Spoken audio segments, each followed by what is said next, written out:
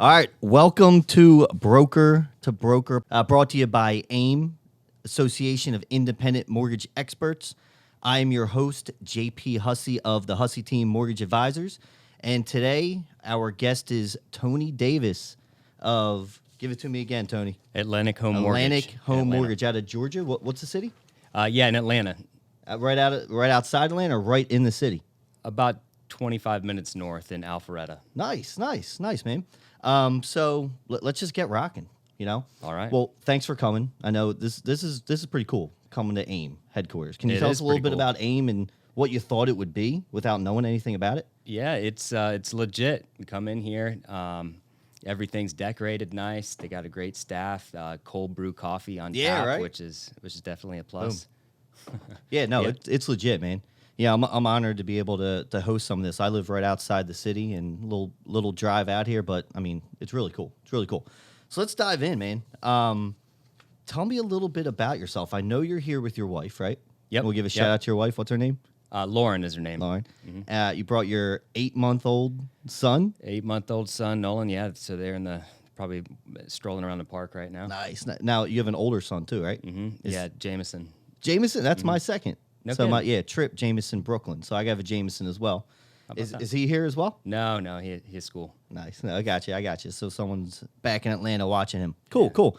So let's dive in again, man. So obviously we're in the mortgage industry, right? Mm-hmm. Tell me how you got into the industry. You've been a broker owner for what, 2 years now, almost? Yeah, almost. But how long have you been in the industry?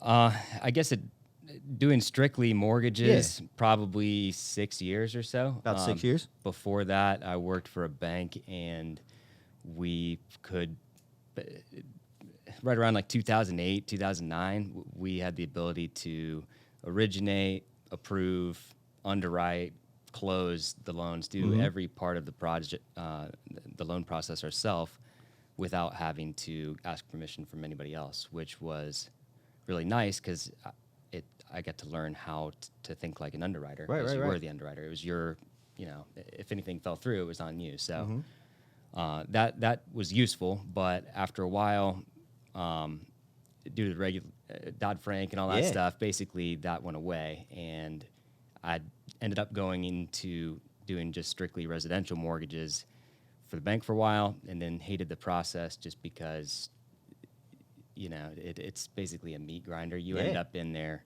for 3 weeks before anybody even looks at the documents, and then it just the service wasn't there. I didn't feel very good constantly making excuses for what I thought was a crap process. So left there, went to a different company for a few years, and then ended up starting my own shop. Nice. So you worked at a bank, and then after that, was it like a correspondent type lender, or was it another bank? No, it was a correspondent lender. Okay. Yeah. Yeah, and now you're broker, right? Mm-hmm. Yeah, it's funny. I speak to a lot of people, a lot of loan officers, and they have the same type of timeline, right? So I started at a bank, Wells Fargo. I went to 2 correspondent lenders, kind of smaller, right? And eventually jumped to broker. It's funny how that timeline seems to be pretty consistent. Yeah. I've seen, right? So you correspondent, and then what made you say I have to go to the broker side? I know we just talked about some of the service levels and what you had before, but what made you dive into the broker side? Part of it was I always wanted to start my own business, so I was looking for an excuse. And then another piece of it was UWM really. I became aware of not only how little of the margin I was like of the total margin in the loans that was going to the person sourcing the business, but also the lender I was with, the rates jumped a lot, especially on VA and FHA, and they jumped so much that it gave me pause, and I went to go ask other people. I'm like, hey, where are you at for FHA, VA? Because there's a lot of profit in those type of loans. Yeah, and then when you see them bump up, you get smart, right? And you know what's behind the scenes. It just didn't feel right, probably, right? Right. Yeah. It's not all about the money, making the money, but you see what's happening. Yeah. Right. I noticed that it was basically a 20-80 split with me getting the 20. Wow. And finding the business and all that. So nothing wrong with that, but that right. It was that was kind of the catalyst, and then there's another broker, Todd Bitter, who had Yeah. shared Shout with out me to Todd. Great yeah, dude. LT, but he had a video of how to submit a loan to UWM, and coming from retail, the big that everybody has fear, right? And the fear for me was I can't risk my relationships on some clunky process, and I don't want. I'm going from 6-hour underwriting turn times to what are they on the broker side, right? And basically, Todd shared this video on how easy it was to submit a loan to UWM, and I was like, oh, well, I guess I can do that. Yeah. And one thing led to another, and ended up opening my own shop. Luckily, my team came with me, so that made it easier. But Yeah. So what I'm getting out of this is, you looked at many reasons, I'm sure, but two of the big ones were you had to compete in price, right, with rate and price, and it's not that you were, because we're capped at a certain amount. It's not like we're taking all this extra profit, but you knew you had to be competitive and do the right thing for your clients, right? And then the other thing it sounds like is service. You wanted to, because we're long-term guys. We're not trying to just get one deal and be done with it. We're trying to do the right thing by the client and have that that's what building business is, right? That long-term relationships with clients. So service was big. And like you said, with Todd Bitter and the video that you saw with UWM, it's pretty cool. yeah. I mean, I wanted to be able to control the process. Whereas if you're working at some big retail shop, you can't control if they decide to load the processors up with 40 loans a file, and then all of a sudden I got to just deal with it. Yeah. So the going to the broker side was appealing, because if a lender does that and loads up their underwriters with too many loans, well, instead of just dealing with it or quitting, you can send the loan somewhere else instead. So yeah, that's one big misconception of the broker channel, right? That we don't have control. In fact, we have a lot more. You would say, right? Yeah, I would say Broker's like way a more. dirty word, right? Broker, just throw it over there and see what happens, and you get a great rate wholesale. But it's not like that. If it ever was, I'm not sure, but because I'm newer to the industry as well. But it seems like we have a lot more control. Yeah, definitely. Especially UWM was a big part of it for us, because they made it very plug and play. Oh, yeah. Where you can just go in there, you submit loans, the underwriters are calling you as they get approved, and the underwriting turn times are fast. You can still do TBD underwrite. So all the stuff that I didn't think you could do, you can do. And for me, be able to fix a lot of inefficiencies and stuff that was driving me crazy. And Yeah, who's a couple of the lenders that you're using now? Obviously UWM. Are they one of your tops right now? Yeah, most of my business goes to UWM. Okay. But UWM, my business partner, Naveed Burgery, who's a top producer in Atlanta, he sends a lot of his stuff to Next Bank. Okay. But we use them, Parkside, who else? Home Point. Yep. And then some other lenders on a one-off basis.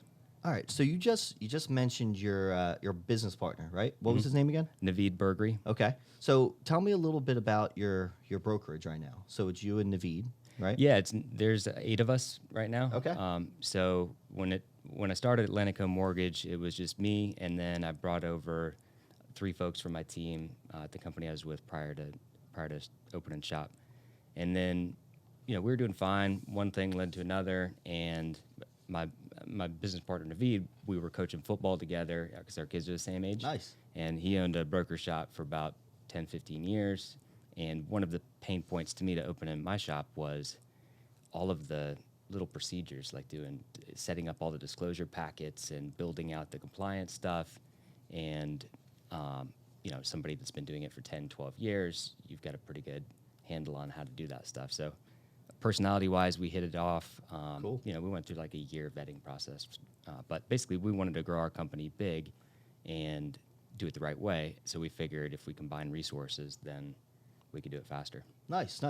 Yeah, so it sounds like there's a lot when you open up your own shop. I just opened up my own. I'm the only owner right now.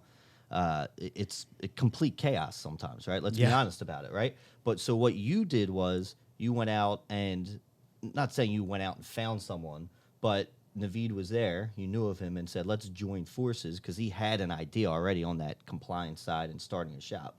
and Yeah. you came in and joined forces, basically. So that's one way to do it, right? Yeah, Instead yeah. of He going came in on about a blind. year after. Okay.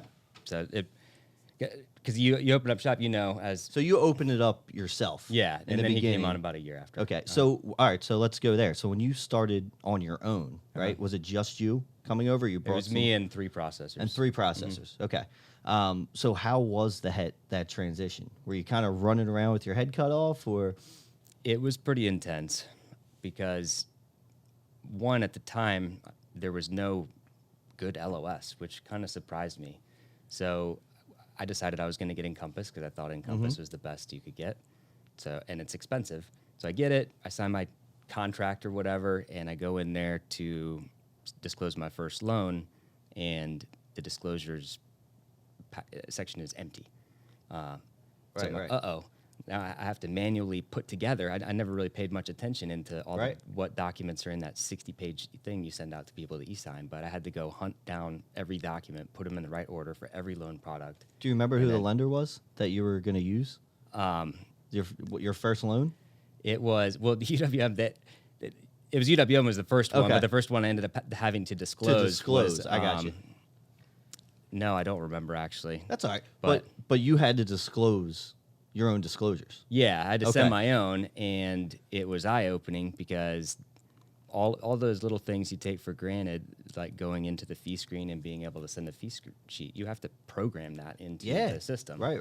And unless you're a computer programmer, that means you have to hire somebody to do it. Yeah, And, so when you started, that was one of the big pain points, like that you didn't know of. It probably took me 30 hours to disclose my first loan.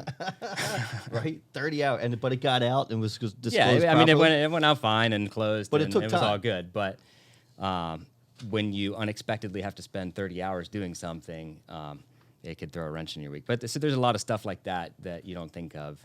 Now, are you still disclosing a lot of your own loans like that, or the lenders? Because I know for us, when we use UWM or Home Point or Parkside, they disclose for us. I mean, we go in and put in our fees, but are you still doing a lot of these type of disclosures? We have our process dialed in now to Okay. where we do most of the disclosing in our system, just because every lender has a different process, and that annoys me. So I like to just have one way of doing it and do it the same way every time. So now it's easier for us to just do it in our LOS, because it hooks into DocuSign and goes out, and than it is to have 15 different disclosure processes. Interesting. Okay. Yeah. So, wow, that's cool. That's something now I'm thinking about my own business, because we usually let our lenders disclose for us. You know, we do the self-serve or whatever it's called, and we send them out that way. So what LOS are you using now? You started with Encompass, but where are you at now? I used Encompass, then I used Point, and then I tried out all of them, but ended up at LendingPad is where we're at. Yeah, right we now. use LendingPad as well. But I really like LendingPad. Until we can jump on Arrive. Yeah. Now, we're signed up. We just haven't had time to learn it. Do you plan on jumping into Arrive maybe at some point, or? Yeah. I mean, it looks great so far. I just don't. I'm gonna wait until it's perfect before I jump into 100%. it. But it's been. It looks really cool so far. So I'm excited about all the work that Anthony and those guys have put into it. Yeah. So when you started, now this is before Naveed came on, right? Like you said, one of them was disclosing loans. That's the thing that pops out to you, right? Yeah, disclosing loans was probably the hardest part for me. Okay. It's Anything something else? that's essential, but you don't realize that you have to It's build so that essential. entire thing out It's yourself. huge. I mean, if you disclose wrong, like we know, I mean, you miss transfer tax, whatever it is. Yeah. I mean, it's starting a business too, Right. where you don't have a lot of maybe startup money either. One thing goes wrong, you get fined, whatever it is. Yeah. It's not good. Was there anything else that sticks out to you that was like, oh shit, like we have to do this? Yeah, it surprised me how disconnected all the lenders were. That you get an LOS, and the LOS doesn't connect to any of the other lenders. Nothing. Right. So that's a lot of work just for one person, but it's difficult if you want to hire other LOs and make sure they're disclosing on time. How are you going to do that? Yeah. Exactly. You have to do it yourself, and or else it's almost impossible to track. So that was a learning experience for us. Now, was there anything when you started that was easier than you thought? Is there anything that jumps out there? I know we just talked about the hard stuff. Yeah. Right?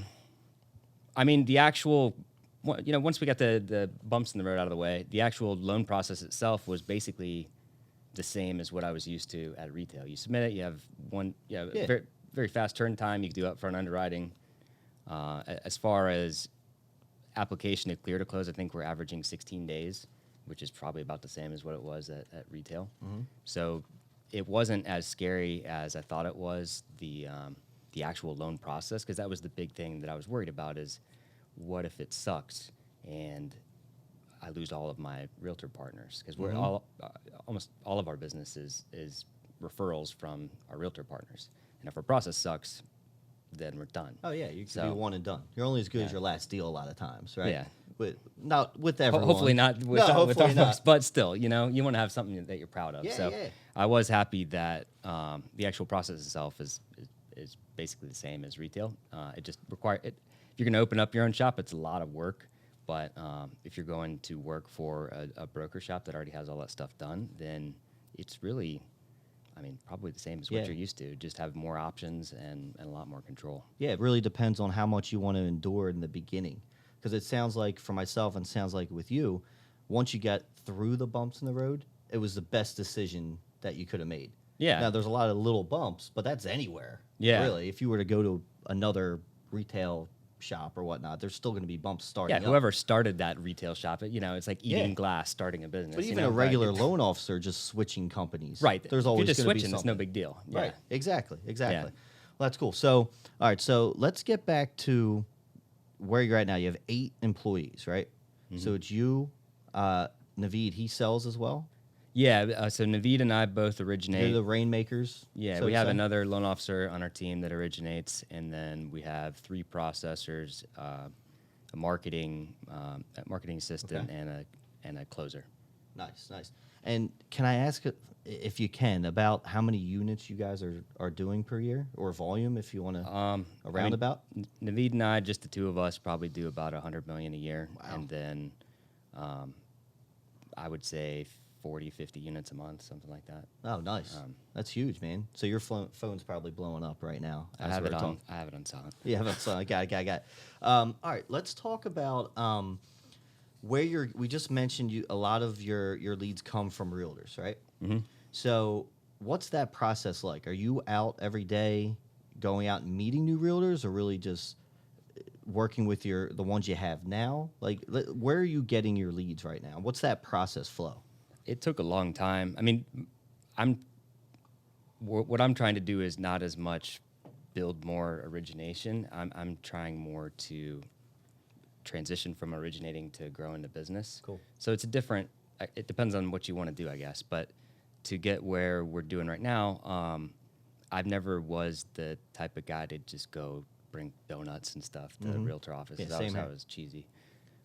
So the way that I built my referral partners is just through doing a really good job and following through, like following through. So every Tuesdays, I didn't care if it was like Christmas morning, like every Tuesdays, that was my update day. So everybody gets updates. Everybody always knows what's going on, and we make sure we always call the listing agents to let them know what's going on with the transaction. And I'm not trying to work with every realtor, but there's enough in there that they like me, I like them, and after a while, you get to be really good friends with these people. Yeah. And So consistency, right? Yeah. Yeah. If you're just a loan officer out there, you're not an owner, you have to have consistent. Like, that's the loan officer side. That's what you're talking about. And even with your business now, right? How has you seem like a very consistent guy, like you're saying, right? Yeah. And that's what's made you money, been successful. That's your long-term plan. Now, with the actual business, is there a consistent flow with how you're running the business? Like, let's put loans aside for a second, because there's a lot more. There's payroll, there's HR, there's benefits if you pay, everything. Yeah. Let's talk a little bit more about the business side. Yeah, sure. So we have 401k with a match and Cool. health insurance and all that stuff. I can't be good at everything. These are not things that I'm good at. So I believe that for everything that you suck at, there's somebody out there, or that you don't want to do, there's somebody that loves doing it. So just find somebody who loves doing it, and that's what we've done. So we outsourced compliance, 401k, benefits, payroll, to good partners that do a fine job, and then I don't have to deal with it, and it runs, all the trains run on time. Nice. So you're outsourcing a lot of a lot of those things that you're talking about, like the HR, payroll, so you can concentrate on, because you're not a huge shop, you're small, so you have to be, if you're not out there getting business or dealing with the clients that are coming in, that's not good for the business. So you, like you said, you're working where your strengths are and outsourcing all the things you just, like you said, that you suck at. Yeah. Right. Yeah, I like fixing problems, and I Okay. like streamlining things, and I like the idea that of helping bring our industry into, into the 21st century. Or Okay. Still 21st century. Yeah. Well, I know the decade, we have like 71 days left or something in this decade. But whatever. Like it is. the mortgage industry to me is like 20 years behind every other industry. It's the one place where you can't go and see what's going on. Right? I mean, it's so, even if you do a good job updating people, it's still pretty opaque. Your Really average client is. has no idea what's going on with pricing, no idea what's going on with where is my loan, who's looking at it, when did they look at it, how much stuff's left. The technology is not very great. So no, it's not. It's still not even close to being there. We're starting to see it, right? Yeah. But it's not even close. Right. But that for some weird reason, that gets me fired up. Like, I like fixing that. So that's what I want to focus on. Okay. And everything else, I'm trying to, we'll either outsource to somebody who does it better than we do, or if it's something that we're passionate about, then we'll do it. All right, so let's talk about that. Let's dive into, how are you trying to change it then? Or how are you trying to fix it? You're a fixer, right? You said you want to, like, communication's key with clients. It's tough to get them the right information, right? Like you said, there's so much going on in this industry that the general public or the consumer doesn't know about. Is there anything specific that you're doing to try and change that? Like, what are you using? Like, So I think a big problem, regardless of whether you're broker, correspondent, or whatever, is all of the sections of the process are really fragmented. You want to have a CRM. Half the CRMs don't talk to whatever system you're using. You need Zapier or something to connect them, but it's the pain in the butt. No, if you, from the client's perspective, and I think everybody should get a mortgage that is doing mortgages, just so you can feel what it's like to be submitting documents. And who wants to have 4 different systems to log into to get documents? Like, that's crazy. So it's got to be simple. I mean, it's already complex behind the scenes. Like, that's never going to change. Loan goes here, then sold secondary. Like, everything that's complex. That's not going to change. But the front end for the client and the loan officer has to be simplified. Yeah, and I think that's what pisses you off. Pisses me off. Yeah, too. It drives me nuts. The consumer, everyone, right? And I don't want to just get used to it. Yeah. I feel like that's how you turn into Calix's point. Is you just Right. get used to, this is the way it is. This is the way we'll do it. And like, no.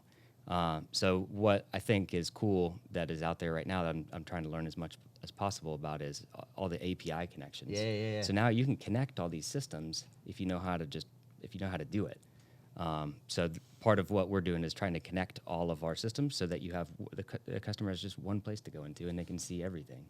And it also helps you. Like, I've said that. Like, there's a few years ago, we started seeing a lot of this front end things for the client where, oh, look, an online app, fill this out. That's all well and good, but it was always a nightmare it's getting better for the loan officer once we get that information. Then our heads all bogged down trying to figure just all this BS stuff like you're talking about.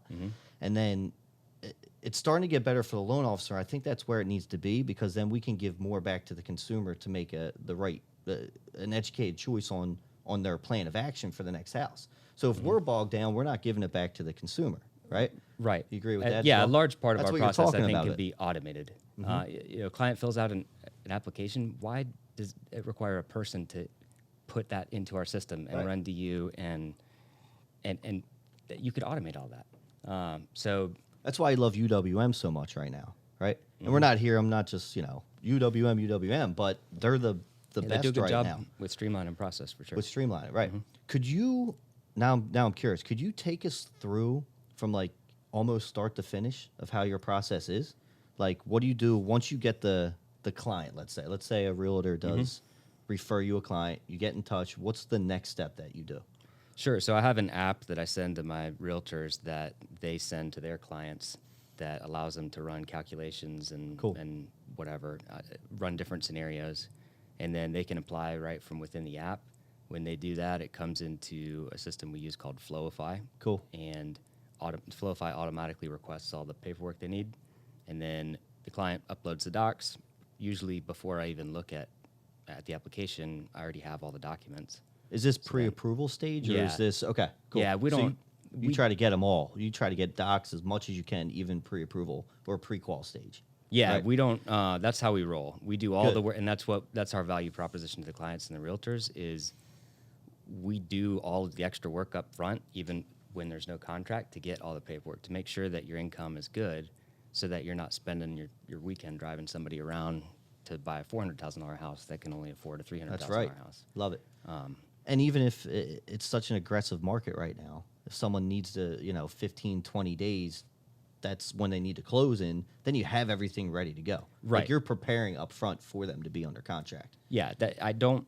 It's too stressful for me to have a bunch of deals and be finding out that there's a problem with it, or there might be a problem somewhere in there halfway through the process. So if there's any it's not question fun. about income, we underwrite the loan before they even write a contract on a house. So that way, like, our value proposition is certainty. When we give you a letter, I love that. It's good. And the realtors like it. If you're the client and if you've already done all this work, put all this stuff in, really, it's unless the loan officer really screws up, Yeah. they're probably not going to change. Right. Because who wants to upload 50 documents somewhere else exactly. after you already did it once? Yeah, So- right. So, all right, cool. So you're using Flowify, right, up yeah. front. That's like your online app. Is that the app as well? Yeah. Is that through No, it's a Flowify? different site. Mortgage Map is what Okay, I mortgage. use for I've the heard app. of Mortgage Map. Okay. So Mortgage Map, that connects into Flowify, and then all the docs come into Flowify. I'm working on building an API connection in between Flowify and LendingPad. Cool. But for right now, we're doing an old school imported 3.2 file. Yep. And then we Same. store everything in LendingPad, disclose and order all the docs and everything inside LendingPad, and then So you structure everything in LendingPad, and then Arrive, that would be the net. If you didn't have LendingPad, it would be Arrive, right? So once they're under contract now, they're in LendingPad, right? And then at that point, we have the contract. Now let's talk about the lender side. Now you're picking the lender for them, or allowing them, however it is. So tell me the process from there. So we have Optimal Blue hooked into our lending Okay. pad. So we run Optimal Blue. It'll show pricing from all the different lenders. Loan And- shifter, whatever, right? Well, we have it's the Okay. same company, but same thing, right? So I thought. But there's Loan Sifter and Optimal Blue. Optimal Blue lets you do a little bit more. Like you can actually lock the loan within. Oh, okay. LendingPad. Okay, cool. So that's cool. And then we'll pick the lender from there based on what the situation is. The loan officer knows which one is going to be a better fit for. Okay. And then from there, basically, I'm done with it. I don't touch the file. I don't really review any of the documents anymore. We have client will upload all the docs. I'll review them in the front for like pre-approval Yeah, or sure. whatever. But when But it you have comes your to team in under the back contract, end- yeah, back end one of our processors will pick it up, and all of our documents get requested to Flowify, so it's the same for the client. And then basically we try and get it clear to close with a CD out a week before closing. Nice. Is our objective. Nice. Cool. So we have that in. Now, do you do anything during the process? You have your team behind you. Do you do any type of check-ins? Because I know on my end, right, if I have a client, I've been texting with them, emailing. It's been all me on the front end. Now we get to the process, and someone else is taking it over. Do you still have a check-in, or do they ever come back to you? Sometimes. It I mean, happens, right? basically, we position it to where, part of it is we have really good processors. They're Good. It's hard to give up that control because it's your reputation at the end of the day. But I'm lucky enough to work with really good people that I trust to call my clients and call my realtors. But it didn't go there overnight. For a long time, it was me, and then you Yeah. give up one little piece. But I think the important thing is when you're trying, because there becomes a point where there's only so much JP or so much Tony to Yeah. go around. It's like I want to see my family. Right. And it's not going to be good for the client if you're stretched thin either. Right. Like you have to have a lot of loans under your belt. You have to know what you're doing. And it's really running a business, right? So where do you see yourself in the next, let's say 2 years, right? Are you trying to phase yourself out a little bit from the day-to-day of being a loan officer and running towards that business? What's Yeah. your plan for that? I'd love to know that. Yeah. Yeah, I'm trying to be completely phased out of doing loans. I would like to be by the end of the year. We'll see if it happens. Nice. But what we're about to start doing a lot of print marketing, and we're about to start. We just hired a recruiter to help us find Cool. LOs, because these were things that we were just not doing a good. It's very easy when you're doing a lot of loans to just do a lot of loans. Oh, yeah. And a year goes by. Yeah, and then exactly. You still Goes by haven't done quick. what you think you're going to do. So, Naveed and I basically, we really want to scale it up so that way we can have a business that we're proud of and give back to the LOs and kind of train people how to do 20, 30 loans a month, because a lot of people want to know how to do that, I think. And so the way that we're planning on doing that is we'll buy a bunch of leads. We do a lot of co-marketing with realtors Okay. too. So we'll get a LO, plug them into our network of realtor teams, and then it's a low pressure way for the LO to learn the purchase business. Where Yep. it's hard to get realtors to do purchase business. Tough. So this way, and we pay for coaching, and it's mandatory for the LOs too. So we have I love coaching. We use the Core is the name of the place. Yeah, Core, yep. The company. So on Mondays you do this, Tuesdays you do this, Wednesdays you do this. It has a lot of structure, which is a piece that's missing from our industry. And if you follow the process and you do a good job, you will get realtors to work with you. Yeah. And so that's our plan, is to grow it organically with that, and then also we're about to start doing a bunch of print marketing. So Yeah, what type of print marketing? Like, is it mailers? Like, yeah, mailers. That's cool. Old school. We'll see if it works. I don't know. Yeah, I mean, I I think just signed the contract Friday. no, I think that's cool. I think that's starting to come back a bit. Mm-hmm. You know, everyone's I don't want to say worn thin with social media, but it's grown so much that you're seeing some people go back to the old school. Like, I'm actually looking at my mail now, Yeah. where a few years back we'd just be tossing it, you know. So I think that's cool. So looking at a lot of mailers, growing it to kind of phase yourself out from the front line, right, and getting some LOs in there. But like you said, the lead part is crucial to have that kind of in place before you're bringing in LOs, right? You're Right. looking for people with experience. Obviously, that's Yeah, great. so But would you take someone fresh out the gate? No. Okay. Because I've done it, and Yes. that model works, but I don't want to do it yet, because it's a lot of work, a lot of time, and first, in order for me to do what I need to do, I need to be able to hand off my, the deals that are coming in. I need to be able to hand them to somebody that knows what they're doing already. So the first few people that we get are getting the bulk of the business that I'm doing, but I can't hand that off to somebody brand new, or the relationship's going to explode. I'm cool you said that. I mean, that was a direct no. Because, I mean, going back to, like, the retail world, right? Remember, all it was putting asses in chairs. Yeah. Didn't matter who you were, right? It was, and that's where some of the upper management was taking a piece, and they're just trying to throw butts in chairs, right? This is a business. This is your business now, and you can decide, listen, it's not good for you or for them just to bring someone in new and start throwing leads at them. This isn't 2002. Right, Like, this is right. a whole new world. Yeah. You just can't do it, right? Right. It would kill the vibe. It would kill the culture. Everything. You have that elephant in the room where you're trying to help this person out to get there, but it's just not there. It's a tough business. So that's cool that you said It is. Yeah. I mean, the only exception, I guess, would be is if it's somebody coming from a bank that has financial services experience doing something slightly different with credit. Right. But other than that, no. But most the folks that we're looking for is, maybe a couple years in the business, enough to know the guidelines but maybe you're struggling with, how do I go from 3 loans a month to 6 or 3 to 10 or whatever. Like, because every 4 or 5 loans, you hit a point where you have to fix something, you're not going to be able to get any more because you just run out of time. So I think that is our value proposition to the LOs, is if you're trying to get over one of those plateaus where you get stuck, like, we've done it, and we can help you do it. And then, we'll see how it goes. Yeah. How's your office space right now? Is it big?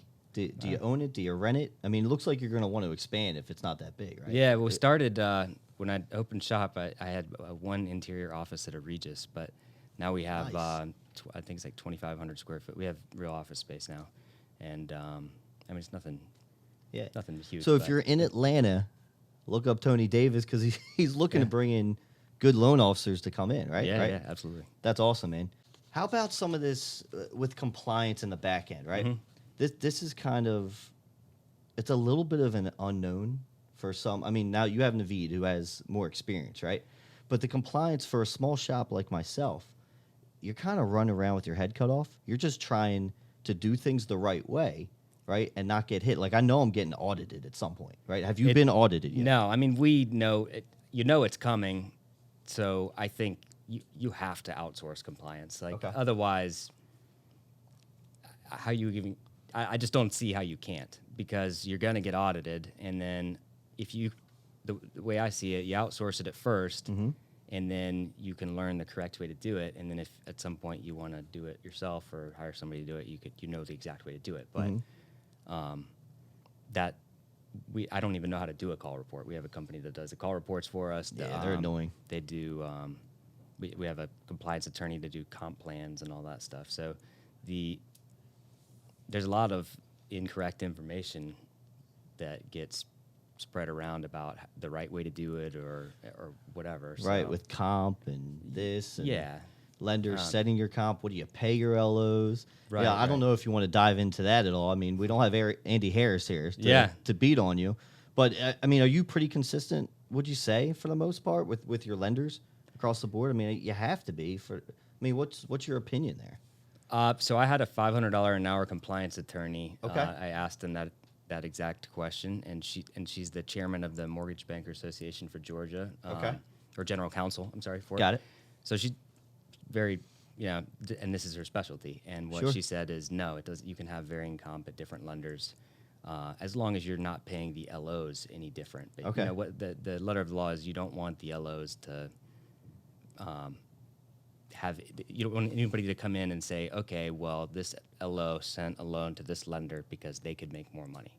Okay. As long as you don't have that, if the LOs get paid in same basis points regardless, then Yeah. you don't have an issue. Also, we made the shift to non-Dell correspondent Okay. over the last 6 months, which solves a lot of logistical problems for that. Yeah, so, all right, so you went non-Dell, so you have a line of credit, right? This is always interesting to me. So you're not doing anything on my end. We would have to, if we want to cut or make a deal, we have to go borrower paid. You don't have to anymore, non-Dell. No, borrower pays a pain in the ass, especially on is. refinances and especially on IRRRLs. It's just annoying. It's difficult to explain, and sometimes it's a competitive advantage to be able to show in that box A that there's zero origination charges. Yeah. So the main reason we went non-Dell was to be able to take, if we do need to take a pricing concession on a loan, It's there. You can we just can do in the it back without end. having to, go deal with all the explaining that comes along with borrower paid. Yeah, I mean, it's funny. I mean, you go borrower paid on my side, and that's doing it to give the client a better deal, but it can almost look like it's not. It's the industry It depends we're on in, how right? you use it, I guess. Yeah, exactly. But that's the way. For us, what I want is control of the process, and Yeah. this was a way we could have a little bit more That control. we're small again, but that's one reason I go borrower paid a lot because I want control at the end. Yeah. Right. I can't be going back to the lender and saying, "Yo, I need 15 bips here because we have to pay this," especially refis. Yeah, It's such a financial. Yeah, exactly. Or you find yourself in a situation where you're short cash to close by like $100, and there's nowhere else you can get it from. Nowhere, So now right. you have to flip it at the 11th hour to borrow paid, Yeah. and then call the client to explain. Yeah, Whereas non-Dell, you just cut it by $100. You just cut it and that's you're good to go. Yeah, And it's better for the consumer. I think Right. that's what we're They talking about. save a little bit of money, It yeah. has nothing to do really about a profit in the back end. No, we But- make less money per loan doing it. Oh, not so you more. make- yeah, right, exactly, because 'cause it's not you're free. cutting. We have to pay the warehouse Yeah, fee yeah. and all that stuff. All right, so now I'm interested a little bit about the non-Dell, right? So was that for people that have a shop like yourself where you're in like 8 to 10 people, you've been through the business, you see what borrower pay can do, you're a consumer advocate, and you're trying to make it. So the non-Dell side, was that tough to do? Like No, it tough wasn't to get really a that line bad. of credit? Is there more compliance? There's more compliance, sure, but it's stuff that you probably should be doing anyway. You just have Okay. they make you do it more often. Every month we have to we have somebody audit our file, 10% of our files every month, which is a good idea to do, whether or not you have a. All right. Okay, so that's something. This is all things I'm taking back to my team now, right? You got me thinking. So they're auditing 10%. What do they do when they go through the file? They go through and make sure all the dates, like everything was done within the correct amount of dates. Okay. There are no APR tolerances. All the required documentation that we're supposed to keep for audits. And you're is in doing the all file. your own disclosures too, like we talked about in the beginning, Mhm. right? Yeah. Like if we put everything through UWM or HomePoint, we let them send it out. Then you have to go get it from their site and download it. Yeah, one at yeah. a The time, the post closing, right? I have Uh-huh. someone. Yeah. I have Jake doing that now for us. Yeah. So they're going through each file, just making sure dates. What else was it again? Dates, making sure all the documents are in there. That was the main thing for us is we want to make sure all of the documents for the file are in our LOS and not in Dropbox or something, whatever other third-party Yeah, system yeah, you're yeah. using. Have it in one place so that if whoever's doing it now leaves, that the information's secure. It's there. And it's the same format every time, so if you hire somebody new, you can plug them into it, and it's not you don't have everybody doing their own thing Yeah. with people's financial information. So that it was a necessary evil for us. It's not that expensive to have somebody audit your files, and then you're good, or you'll find out that you're doing something wrong ahead of time before the auditors come Yeah, in. because it's coming. I mean, Yeah, sure. everyone's going to get audited at some point. Right. Especially with this new movement, they're probably looking at us a bit more, right? Yeah, I mean, the bigger we get, the bigger the target's going to get. Yeah. No doubt. Yeah, so on that compliance side, all right, so auditing, you got post-closing. Oh, yeah, what are your thoughts on cyber security? That was kind of big in Vegas. I was talking to Ari, who runs a compliance company, and he was talking about that a bit, and it got me a bit nervous, because I have a lot of Dropbox, and Yeah, I think it's real.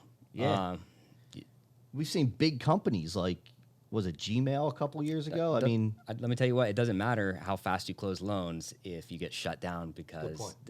somebody steals 1,000 people's personal information. Like you Yeah. have to really be careful to make sure that everything's secure. So we have an IT company that does that because I don't know how to do it. So all of our every day, all of our information from everybody's computer is backed up to a server. So that way, if you lose your computer or get stolen, like it's all encrypted. Nobody can steal clients' Okay. information. So that I think is a big deal that most people just don't that ignore, and then it's no big deal until something bad happens, and then that is one of those events that I think could cause you to lose your business if you don't do it right. Oh So- yeah, one mishap and a small, right. Yeah. Good luck small getting your shot. reputation back if you just Right. got Yeah, hacked. right. So All right, cool. So we got about 15 minutes left, so I want to kind of break down with you anything you can give to someone that's maybe in the retail side, bank side, of what, like they're saying brokers are better is getting big. It's getting pushed out there, right? What are some things to think about if you want to go to the broker side? Now, most people are thinking, I'm going to open up my own shop.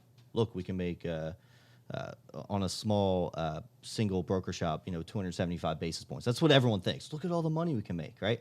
But what are some things to really think about if you want to go to the broker channel when deciding to open up your own shop, or maybe going and working for someone like yourself first and getting a feel for it before doing that? are you willing, for those of you thinking about opening your own shop, it's really rewarding, but as you know, it's a lot. We just went through 45 Yeah. minutes of it. Yeah. Yeah, and then we had to do it again. So when I brought my partner on, we had to change our tax ID. So I had to do it all over again. Oh, really? Get reapproved at all of our lenders. It's just, what is your tolerance for paperwork, and are you good at processes? Because you have to be if you're going to be the person making them all. Right. So those, if you know you're going to open your own shop, you already know. Nobody needs to talk you into it. But if you're on the fence, it might not be a bad idea to go work for a broker shop for a year and just get a feel for how the process works, what what the lenders are that are good, which ones steal your clients. So just kind of get a feel for how the flow of everything, and then go from there. If you want to open your own shop, now you have an advantage. It'd be easier. Yeah, no doubt. Yeah, I mean, one big thing is, I know we talked about experience a bit as well. You can't just go and open a shop because, like, without having some experience on the mortgage side, because you have to have a book of business. You have to have some sort of almost soft landing, right? Because you could be spending all day with compliance and building this, but doesn't matter if you're not doing deals too, right? Right. I think there is there's some people out there thinking, look at all the money in mortgages. They've never really done a loan. Let's go, jump on social media and we'll figure out the back end later. I've seen it. I don't know if you've seen it, but people are just trying to jump in. You got to have experience, Right, because otherwise it doesn't work very well. So that's big for us. We don't want to anything that I don't know how to do. I'm not just going to fumble through. I'll pay somebody to do, and that way I know it's right. And if in the process of paying for somebody else to do it, I'm like, oh, that's super easy, then I'll just do it myself from there. But that way, at least you know that you're doing it right from the beginning. But for somebody coming or thinking about making the change, that's what I would probably recommend is, unless you're that personality type that's going to do it anyway, regardless of what anybody says, in which case you're going to open your shop. Right. Then right. You don't need to listen to me. But if and this industry, a lot of egos in this industry want to jump in, which is all well and good. Yeah. But you want to have a plan, write it down. I like that. And think of everything that can go wrong ahead of time, so that way, and preemptively make us figure out a solution for it, so that way you're not scrambling. When stuff does. And and we're still in the middle of this quote unquote movement. I mean, AIM has a lot of. I mean, they're building every day. It's the reason we're doing this podcast to get people that want to do this some more information on how to do it, so they weren't running around with their head cut off like I did, or maybe you did. Before you met Naveed and brought him in. So even having a partner might be a good idea. Would you recommend teaming up with another retail loan officer and maybe going at it together? Sure. If you're going to open. Sure. I mean, if you do partner with somebody though, you want to look for somebody that has complementary skill set. You don't want to have two people that are good at the same things being partners, because then now you have double the stuff that you're not good at that nobody's paying attention to. Right. If you're a good sales guy, find somebody that's good at compliance or ops or whatever to partner with, or vice versa. But that would be my advice. Cool. Yeah. No. What I got out of this whole discussion was, work your strengths. Right. Don't be scared to spend the money to outsource certain things, because I mean we hear it all the time, right? Like you got to spend to build. Scared money don't make money. Scared money don't make money. Well, there it is, man. Tony Davis. I'm always forgetting it here, man. Atlantic Home Mortgage out of Atlanta, Georgia. Yeah. Looking to hire good experienced LOs. Give Tony a call, man. And Stay. It was great, dude. Hey, thanks for having me, much, JP. Man. Appreciate it. Definitely.